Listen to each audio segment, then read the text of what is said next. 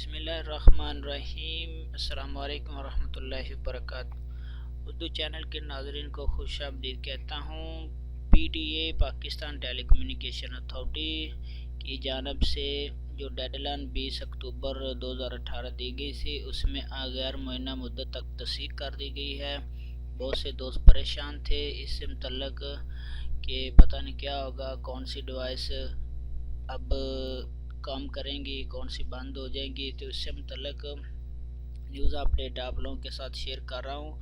یہ پی ٹی اے کی web site سے جو پریس ریلیز ہوئی ہے، تو اس کے متعلق پی ٹی اے نے اپنے mobile identification registration and blocking system کے نفاذ کی حتمی تاریخ میں غیر معینہ مدت تک توسیع کر دی ہے۔ پاکستان ٹیلی کمیونیکیشن پی ٹی اے کی جانب سے عوام الناس میں آگاہی پیدا کرنے کے لیے ڈیوائس صارفین اور اسٹیک ہولڈر کے اصرار پر mobile identification registration and blocking system کے نفاذ میں توسیع کر دی گئی ہے۔ اس ضمن میں موبائل ڈیوائس صارفین کو مطلع کیا جاتا ہے کہ وہ اپنے موبائل اور ڈیوائسز کی توسیع کا سلسلہ اپنے موبائل کے آئی ایم ای آئی کے ذریعے جاری رکھیں۔ موبائل ڈیوائس کی قانونی حیثیت کی تصدیق کے لیے اپنا آئی ایم ای آئی اپنے موبائل سے *#06 اور # ڈائل کر کے حاصل کیا جا سکتا ہے۔ موبائل ڈیوائس کی حیثیت معلوم کرنے کے لیے آپ کا آئی ایم ای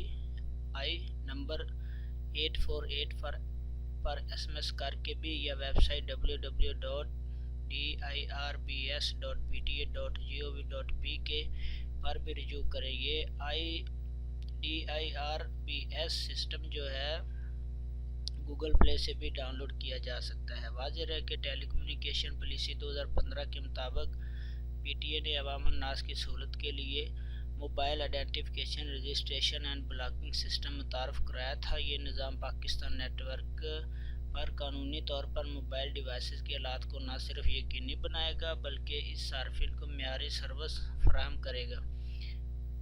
تو امید ہے فرینڈز آپ کو ویڈیو پسند آئے گی۔ یہ آپ اس کی پی ٹی اے کی ویب سائٹ پہ جا کے یہ پریس ریلیز دیکھ بھی سکتے ہیں۔ تو اللہ پاک آپ سب کا حامی و ناصر ہو۔ اللہ نگہبان۔